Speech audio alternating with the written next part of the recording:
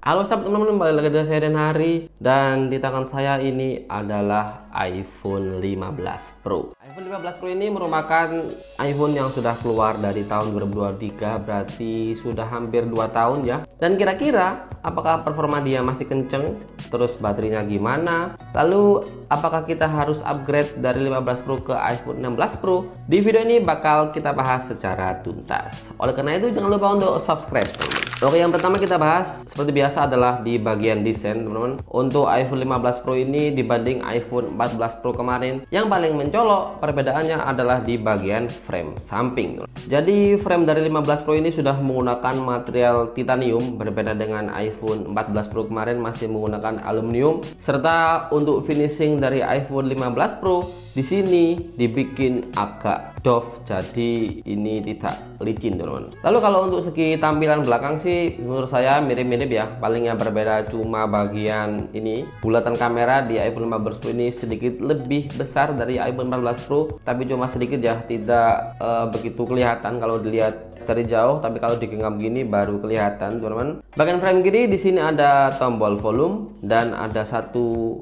tambahan tombol baru yaitu action button. Tombol ini ada di seri 15 ke atas. Lalu bagian kanan ada tombol power. Lalu ada upgrade lagi untuk di bagian port charging, sekarang sudah menggunakan USB Type-C. Jadi ini lebih fleksibel teman-teman. Serta tidak ketinggalan iPhone 15 Pro ini sudah mendukung IP68. Jadi dia itu tahan debu serta tahan air untuk kedalaman 6 meter dengan durasi 30 menit. Dan kalau kita berpindah ke bagian depan, di sini iPhone 16 Pro mempunyai layar berukuran 6,1 inch dengan panel Super Retina XDR OLED. Untuk resolusi sendiri di sini sebesar 1179 x 2556 pixel, sudah cukup tajam untuk ukuran 6,1 inch. Ada dynamic island juga. Di dalam dynamic island ini ada kamera Face ID, mirip seperti iPhone 14 Pro seri sebelumnya. Lalu untuk refresh rate, iPhone 15 Pro sudah mendukung sampai 120 Hz. Ya, ini emang standar HP zaman sekarang sih teman-teman. Jadi ini bisa memperhalus konten saat kita memakai HP-nya. Untuk kecerahan maksimal sampai 2000 nits dalam mode outdoor, jadi ini bisa terang saat kita berada di luar ruangan. Lalu untuk pemakaian setelah hampir 2 tahun, menurut saya di layar ini tidak ada problem teman-teman. Layarnya benar-benar tajam banget dan menurut saya salah satu layar terbaik di HP flagship ya, udah standarnya memang ya. Untuk refresh rate juga lancar banget di sini, dan juga di iPhone 15 Pro ini layarnya tergolong aman ya, tidak ada isu-isu green screen.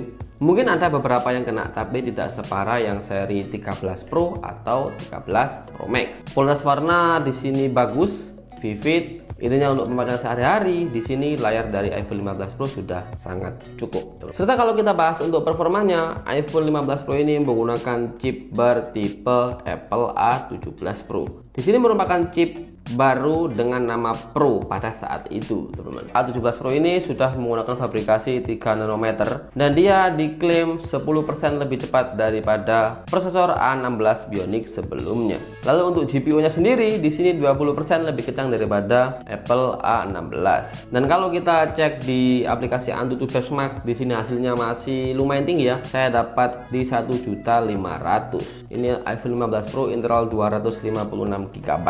Dengan skor segini sudah pasti untuk pemakaian sehari-hari di sini lancar banget ya. Apalagi kalau cuma ya pemakaian standar sosmed WA gitu mah lancar banget teman-teman. Kalau buat multitasking pun ini juga mantap karena RAM dari iPhone 15 Pro juga lumayan gede. Dan kalau buat kebutuhan konten kreator seperti teman-teman yang suka ngedit video di handphone, menurut saya iPhone 16 Pro ini sebenarnya bagus teman-teman. Prosesornya ngebut dan layarnya juga cakep, jadi kita bisa apa ya, melihat video atau foto yang kita edit itu tidak jauh berbeda dengan hasil aslinya. Tapi yang sangat disayangkan karena ini layarnya kecil, saya kalau ngedit di HP ini itu kurang nyaman teman-teman. Karena agak kecil itu ya.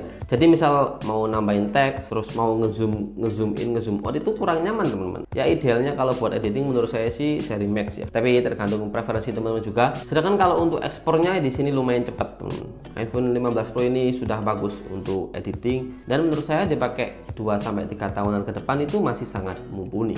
Dengan prosesor yang ngebut serta ukuran HP yang kecil, baterai dari iPhone 15 Pro ini ditengarai dengan ukuran yang cuma 3274 mAh. tidak jangkep 3.500 teman-teman. Untuk HP harga yang launchingnya di atas 20 juta menurut saya ini kurang banget ya, karena zaman sekarang itu hampir semua orang kebutuhannya di handphone. Jadi pasti kalau beli HP yang harganya mahal gini pasti dipakai kerja, dipakai apapun itu, dan harusnya butuh baterai yang gede. Kalau untuk pengujian sih iPhone 15 Pro ini bisa memutar video nonstop selama 20 jam teman-teman. Dan kalau penggunaan sehari-hari rata-rata saya charging 1 kali, tapi kalau sering ngedit video atau sering gaming saya biasanya bisa sampai charging 2 kali, bahkan sampai 3 kali teman-teman. Karena ini HP-nya sudah tidak baru lagi ya, hampir 2 tahun. Di sini baterai health handphone yang saya pakai 86% teman-teman.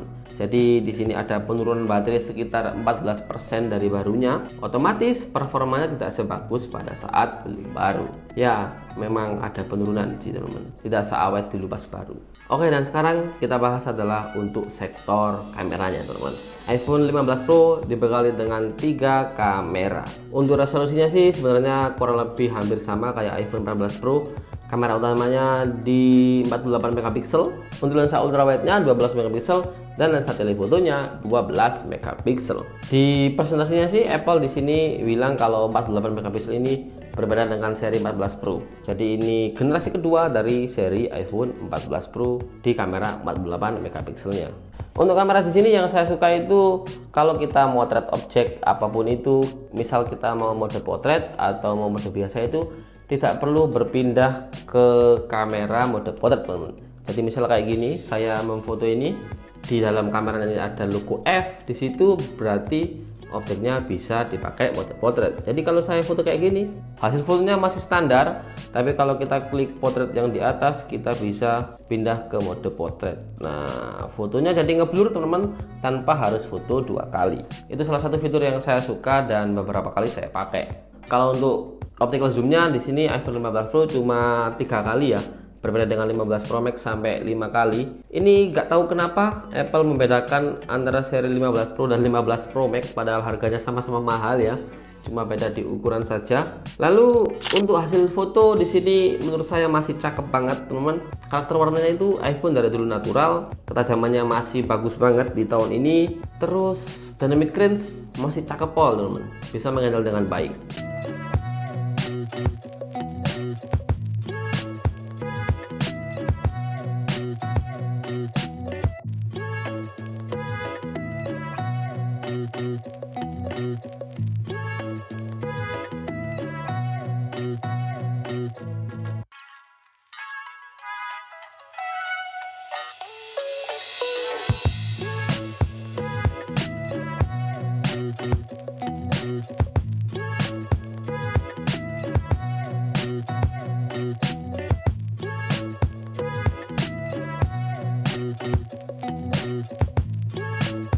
Dan ini adalah tes kamera belakang teman-teman menggunakan iPhone 15 Pro. Di sini saya lagi ngevideo pakai resolusi 1080p 60 fps dan ini menggunakan lensa utamanya.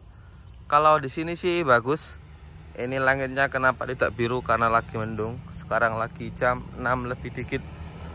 Jadi masih mendung, belum panas banget teman-teman. Tapi ini kebetulan emang lagi mendung sih, tidak ada cahaya yang masuk. Langitnya kayak gini. Di sini, ini kalau zoom 3 kali, Arkana.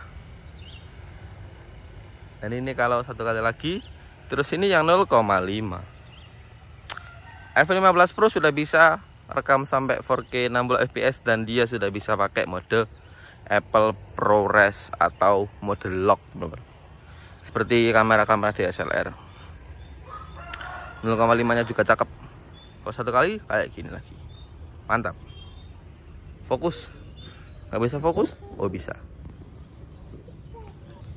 Oke guys, ini adalah tes kamera depan menggunakan iPhone 15 Pro. 15 Pro sudah bisa autofocus ya. Dan ini cakep banget teman-teman. Sekarang lagi pagi banget, jam 6:30. Dan ini kalau kita lagi di depan cahaya, bagus banget ya. Dan ini backgroundnya juga terlihat jelas. Ini langitnya bisa terlihat jelas. Ini ada awan-awannya, warna biru juga ada. Lalu kalau kita pakai jalan kayak gini, menurut saya kameranya masih stabil teman-teman, tidak terlalu goyang-goyang. Ini daripada iPhone 15 kemarin sih hampir sama ya kalau untuk kamera depan. Bedanya di kamera belakang kalau iPhone 15 kemarin. Mantap. Vivan tercakap kayak gini kalau di langit. Ini kalau membelakangi cahaya. Oke, sip. Oke, lalu kita bahas untuk harganya. Di sini iPhone 15 Pro untuk yang internal 128 GB rata-rata dijual di harga 15 juta ya. Bahkan ada yang lebih murah. Kalau 256 GB dijual di harga sekitar 16 jutaan. Itu yang resmi iBox teman-teman. Kalau Inter saya tidak merekomendasikan. Oke, jadi kesimpulannya, apakah iPhone ini masih worth it dan haruskah kita upgrade? Menurut saya kalau teman-teman sekarang sedang memakai iPhone 15 Pro, jangan dulu tunggu upgrade teman-teman, karena bentar lagi itu iPhone 17 atau 17 Pro, 17 Pro Max meluncur dan rumornya kameranya mirip kayak Google Pixel teman-teman. Jadi ya kita tunggu saja update-nya. Kalau jaraknya cuma setahun, 15 Pro ke 16 Pro itu nanggung banget teman-teman. Saran saya mending upgrade itu kalau sudah 3 tahunan baru upgrade handphone, itu lebih terasa mantapnya. Dan untuk HP ini menurut saya masih worth it banget ya. Kameranya bagus, desainnya oke, layar juga oke. Kekurangannya sih menurut saya cuma satu ya, harganya masih mahal. Lainnya nggak ada. Kurang lebih seperti itu untuk review kali ini. Terima kasih buat teman-teman yang sudah nonton dari awal sampai akhir. Jangan lupa di like, jangan lupa di subscribe, dan jangan lupa juga untuk share teman-teman. Saya Danari, saya pamit dan wassalamualaikum warahmatullahi wabarakatuh. Tadi lupa guys, kita salam. Jadi saya sekarang salam.